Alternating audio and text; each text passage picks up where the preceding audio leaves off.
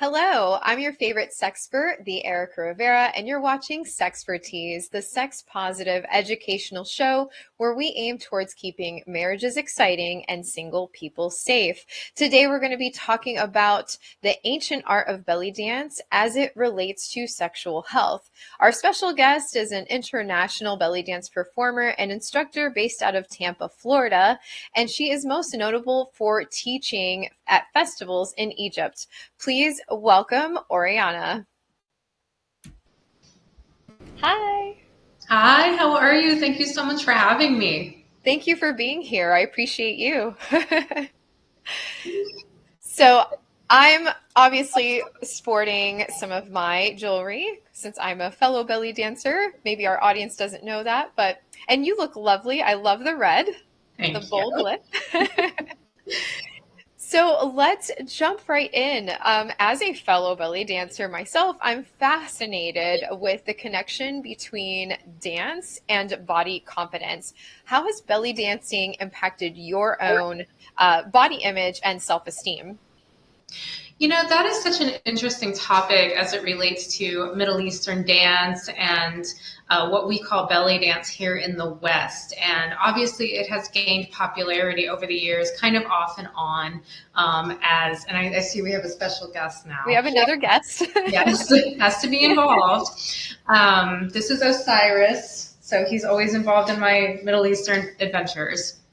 Um, but belly dance has gone in and out of fashion here in the West, and it is typically always touted as kind of a fitness regime or as, like you said, something to promote body confidence in the way that it focuses on body dynamics and on a different method of movement as opposed to more classical dance arts like ballet, jazz, tap, or modern. Speaking from my own experience, when I started as a student, I found that it's of course very low impact exercise. It's very easy on the joints and on the back.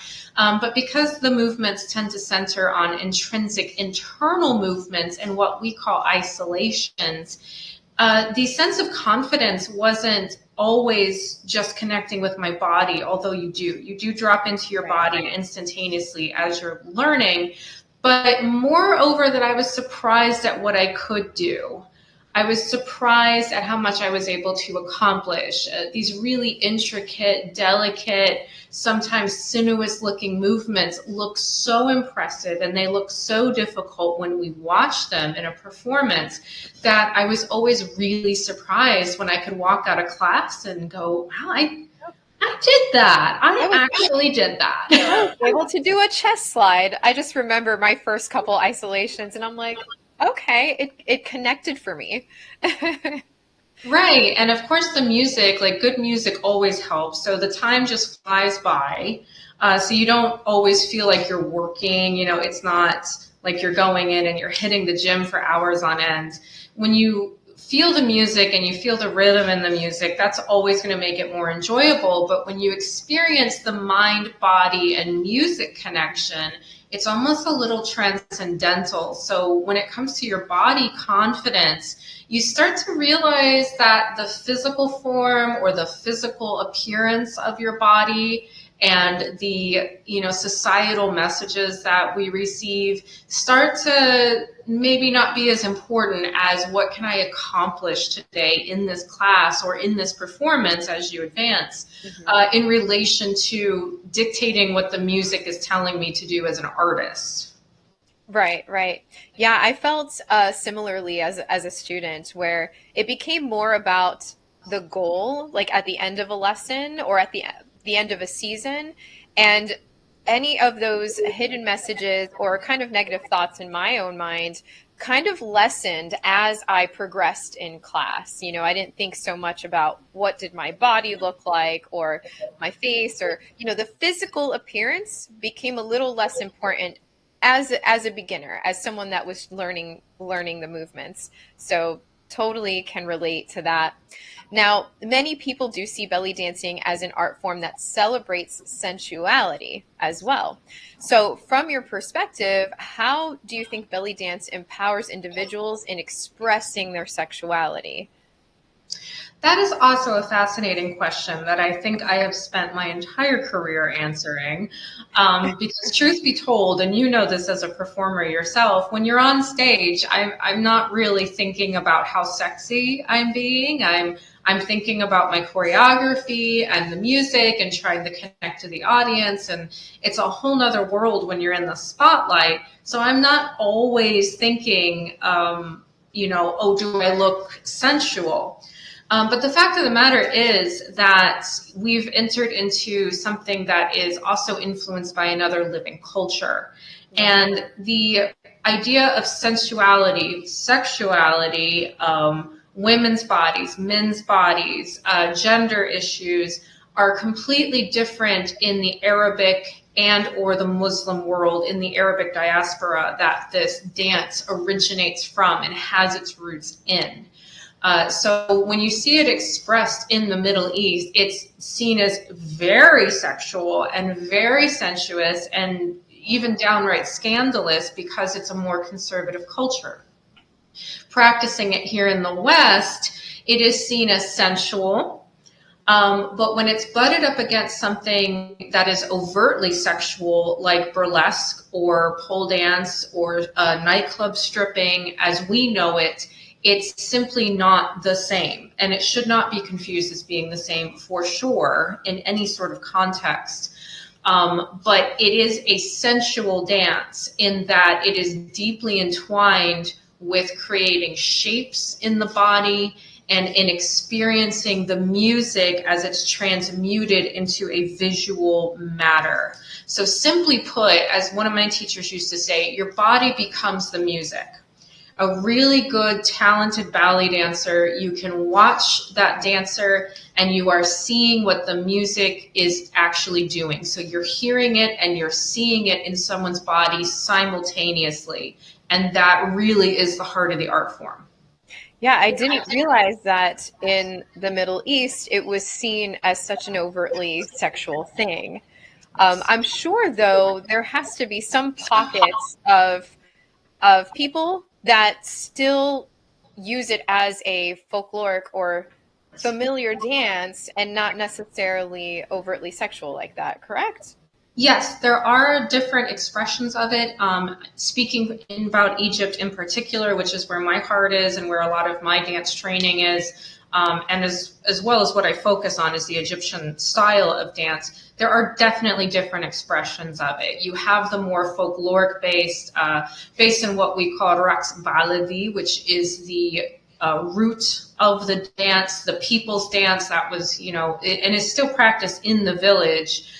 It is still seen as a sexual, sensual kind of dance. And in a lot of way, I compare it to like salsa social dancing, Okay, yeah. where it's something that's done communally and Right. it's something that is part of the culture. It's deeply ingrained. And when you see the women do it, they're usually amongst other women.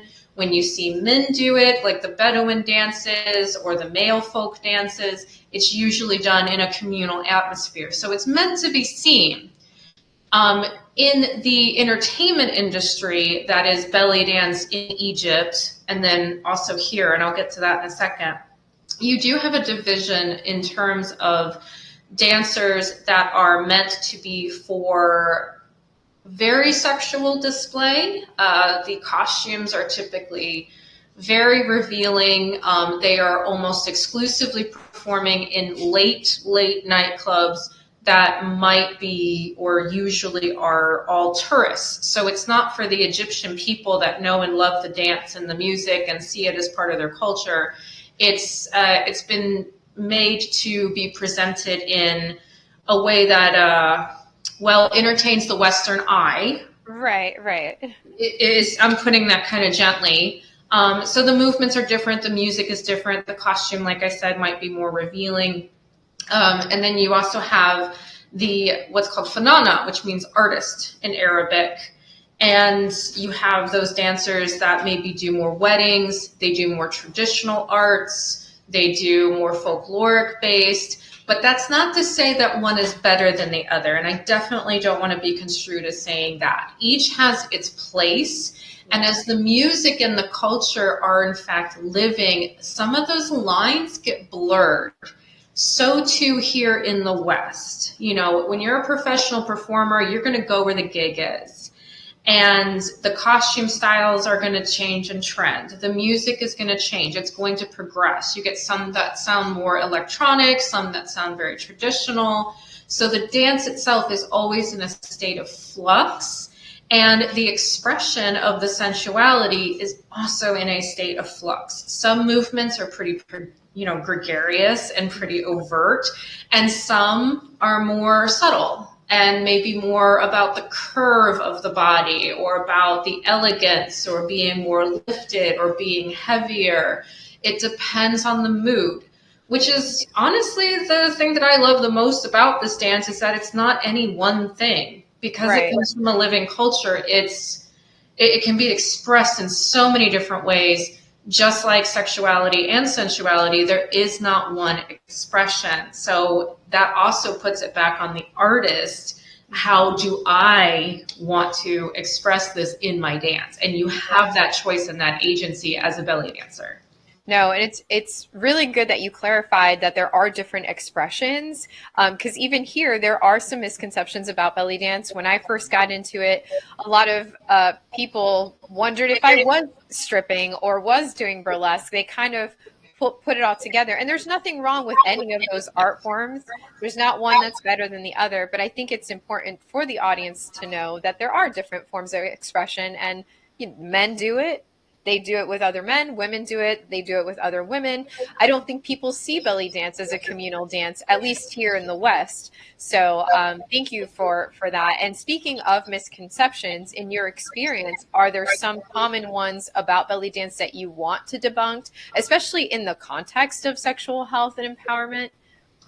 Well, you said a big one. You know, ever since it became the first real popularity wave in the '60s and '70s here in America, the biggest thing that belly dancers will always say is, "I'm not a stripper," and that's not to be condescending to strippers or sex workers of any kind. It's simply different. The movement vocabulary is different. The intention is different. The emotion and the expression behind it is different. So I think when belly dancers get flustered with it, it's because they want certain types of work maybe, or they don't want to be denied work because suddenly it's seen as being not family friendly or not appropriate for certain environments or audiences, and that is not true. And it's also not acknowledging the amount of work and the amount of cultural knowledge that goes into learning this art form and being adept at this art form. It's simply not, just about being sensual. It's a deep understanding of music and interpretation of it. So it's a little bit jarring sometimes if you've taken thousands of dollars worth of lessons and someone goes, "Oh, are you taking your costume off?" And that's kind of where it comes from. There's that. Yes, I've been in that position, especially when you tell someone you're both a sexual health educator and a belly dancer. Talk about misconceptions. Right. What kind of dance are you doing? Right. Exactly. I would say my other big one that I've seen more discussion on, thankfully, is that this is a dance for women by women only. And by that, usually people mean cisgendered, natural born women. And that's also simply not true. Right. There is a long, long history of not only men doing different variations of the dance. There are men's folkloric dances. There are also men that perform what we call belly dance as we know it.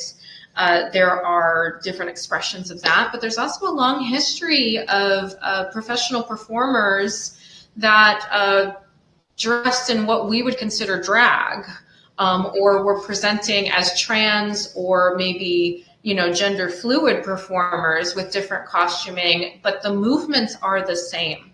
And that tends to surprise people when I talk about it here in the West, that the men do the same movements as the women. And it's because I think here we have an idea of like curvy shapes and circular movements or sinuous fluid movements as being inherently feminine. It may be something that has a feminine quality, but it doesn't strictly belong to a female or femme presenting person. And it's remembering that this comes from another culture. Mhm. So you have to view it through the eyes of, in that culture, that is the dance, and it doesn't matter what body it's on.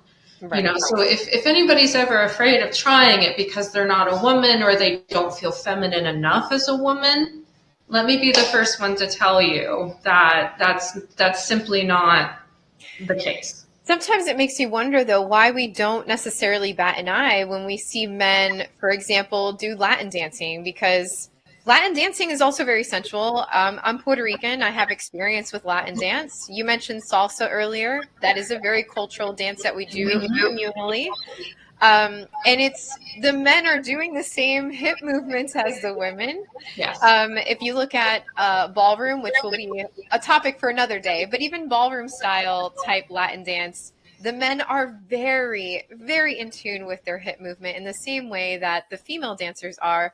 And somehow there isn't as much controversy as I have found with like belly dancing. Same with belly dancing in some capacities is also kid friendly. I have seen kids Yes. take belly dance. 13, 14 years old, learning the art form, and I think it's a beautiful thing, especially when I see like a mom and a daughter experience that together. Um, but I've had people say, like, I cannot believe you let your child dress like that or dance like that. And Yeah. I want to educate them so bad in that moment. Well, and So, I think a lot of that points to the popularity of the two-piece costume, yeah.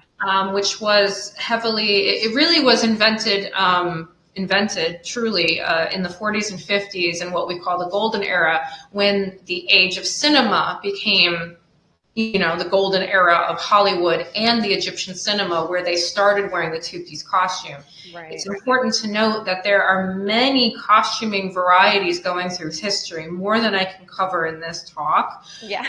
But the two-piece, like, bra, like, looks like a bra, belt with the skirt of some sort, where you have an exposed midriff, kind of perpetuates the idea that it's strictly for the female form, and especially a certain type of female form of a curvy hourglass kind of figure. And that is a major deterrent for people that do want to try it. Like, I don't have that body type, or I'm not a woman, that kind of thing. And I do think it perpetuates the idea, like, unlike salsa dance, like you said, that this is for women, because that typical costume that we see a lot of media surrounding looks inherently kind of like a bikini top or a swimsuit top or just a bra in general. But I also feel like there is still the stereotype, as you mentioned in ballroom dancing, that men who dance or are very fluid in their dance must be gay. And there's a lot of stigma behind that, of course, more than I can cover in this talk. Yeah. But it does still point back to, this image that we're often given, that it's a, kind of a lithe young lady in a two-piece sparkly costume. Yeah. So there is many, many, many choices available, including full coverage, full dresses, long sleeves, no sleeves. That's not the only option that you have. Yeah, a lot of my students don't realize that the two piece, the bra and belt set came later, like you mentioned. That was not the first costume. And and it was, correct me if I'm wrong, but that was an Americanized thing during that golden era, correct? Or did it Yes and start no. Yeah, it kind of started almost at the same time, same time? because the golden age of Hollywood and the golden age of the Egyptian cinema and Arabic cinema kind of went at the same Hand time. in hand, yeah. A little bit, yeah. So it's almost like really one influenced the other. Egypt was inspired by the glitz and glam of Hollywood here in America, Marilyn Monroe, and James Russell, and all of this kind of. I think of like the golden age of cinema here with the grandiose kind of image, and Hollywood also saw that, and Hollywood's interjection into that was changing the shape of it and also adding the, taking inspiration from some of the costuming choices, because there are still, codes of conduct in Muslim countries. So usually the belly buttons had to be covered, or there had to be certain coverages. Hollywood took that and introduced the jewel in the belly button. That's Right. what people think is traditional. It's not. It's not. There was a while there where most people asked me if my belly button was pierced because I was a belly dancer, and I refused. I still don't have it pierced. Nothing wrong with it, but I figured it wasn't a cultural thing. So I'm like, no, I'm okay. Like, It's not a cultural thing. I have seen some dancers in the Middle East with it, but most usually because they came from another country and now they're performing in that area. yeah. It's more of For a personal people, choice. yeah, when I was a student, I really thought it was a requirement too, and I actually went and did it, and You did? well, the piercing didn't survive, so I had to take it out. Yeah. Well, speaking of, like, we were talking about body types, as a sexual health educator, I often do emphasize the importance of understanding and embracing one's body. How do you think belly dancing can contribute to this understanding and help individuals be more connected to their bodies? Because, there's definitely a million different body types, and that is a common conversation that gets brought up is, do I have the right body type for this? Yes, for sure. And it always makes me really sad as an instructor when I hear someone say, I would love to do that, but I need to lose weight first. Yep. And like that hurts my heart as a woman too, because I know exactly where that's coming from. I've been historically and kind of categorically been called a plus size dancer my entire career. And I've had a love-hate relationship with that title because I think it's silly that we have to label, people by body type. But I've also thought of, okay, maybe I'm championing this and I'm being a good example. So it can go either way. So I'm going to answer this question in two parts. Okay. Learning the dance will put you in touch with muscles that you didn't know that you had. It will give you a lot of somatic awareness as you learn to execute the movements, as you learn how it visually translates to match the music or match your intention. So you start to learn a lot of body control when it comes to the isolations. There's a lot of science linking dance and, a reduction in like Alzheimer's and helping the memory. It helps the vestibular system. If you're suffering from a dysregulated nervous system, if you have a lot of stress in your life, it's extremely helpful for that. I've had a lot of clients that have severe injuries, including C-section injuries, deep fascia, pelvic injuries, car accidents, and it's a very, very good way to help strengthen those areas because you're actually working on that intensely almost the entire time that you're performing or learning the art. So for anyone, not just women, but anyone, it is a very, very good way to work on core strength, back strength, as well as getting into those deep, deep inner muscles that usually you only access through things like yoga or Pilates, but you're doing it through movement. And anytime you can start moving, the more you're going to drop into your body, you're going to drop into the now, you're going to be more present, you're going to be more mindful. There's a host of benefits to that. Yeah. And I can definitely attest to the mental health benefit. Belly dancing practically saved my life. Went through sexual trauma, and this was the way that I coped. And 15, 16 years later, I'm still doing it. And I love it for that reason. Right. Now, the flip side of that I would be remiss not to mention is that a lot of students, if they decide to become a professional dancer, suddenly you hit the wall of the entertainment industry.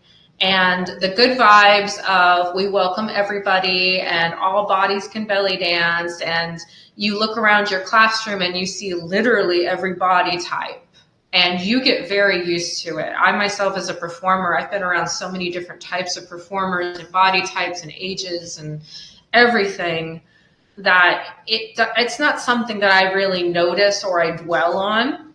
But when you're in the entertainment industry and you're promoting yourself as a professional, it can be a shock to the system when all of those old societal messages come rushing back in, and you're being passed up for gigs, or somebody blatantly tells you, oh, we're not going to hire you because of your weight or because of your age or because of your skin color. And I just want to blatantly say it's wrong. It's not okay. That's not what belly dance promotes or endorses. That's not what any good teacher should endorse or promote. So if you ever hear anything like that, Yeah. run from that situation. That is not normal and it's not okay. And I would also like to say that I've been there and I've lived it, so I know how hurtful it can be.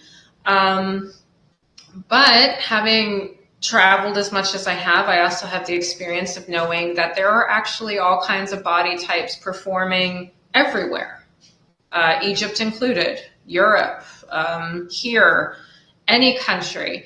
There is still a place if you want to be a professional performer. You're going to get squawked on and you're going to hear it. But I don't want to say be resilient, because I don't think that's the right word, but I do want to say find your love in the art and in your expression of the art, and there will always be a place for you. Absolutely, absolutely. And it's anyone could go through that adversity because you mentioned like being a plus size dancer and having that love-hate relationship with that title. Whereas I had a weird opposite experience being that I've always been very petite, and you would think, because I get a lot of people that say, "Oh, but you're skinny, you must have it good." Like, not true. Sometimes, I've heard like you're too skinny or you're too white or you're too this or too that. And so it can happen to anyone. And like you said, finding your love for the art is what's going to help you get through that. Because at one point in my career, I could have given up because in the beginning I didn't have the right teacher. I didn't have the right people around me. And so I thought, oh gosh, if this is what belly dance is, which at the time to me was like very judgmental, very just picky about the appearance, then I may have given up. But because I kind of pushed through and decided to do my research and find other instructors, other belly dancers, I eventually found those pockets where I felt welcomed, where I did get that sense of sisterhood. I did get that sense of acceptance, and it helped me really come into my own. So, definitely if you're listening and you're someone who's been hesitant, just do your research. There are people out there that think similarly to the way Oriana and I have interacted. It's not all a bad experience. Like it's just, with anything else, whether it's modeling, acting, singing, you're going to run into that in the entertainment industry. So it's all about the connections and the Yes. history. The history. So, oh my gosh, our time is already up. That It was so fast. it goes by so quickly. Please let's let the audience know how they can keep in touch with you. Yes, of course. I'm happy to answer any questions. I'm always here for a pep talk. If you want to get started or you're well on your journey in belly dance, you can find me at orianabellydancer.com. And I'm on all the social medias at Oriana Belly Dance. Thank you so much, Oriana, for being here. And of course, if you're listening, please stay safe, stay curious, stay informed, and we will see you next time.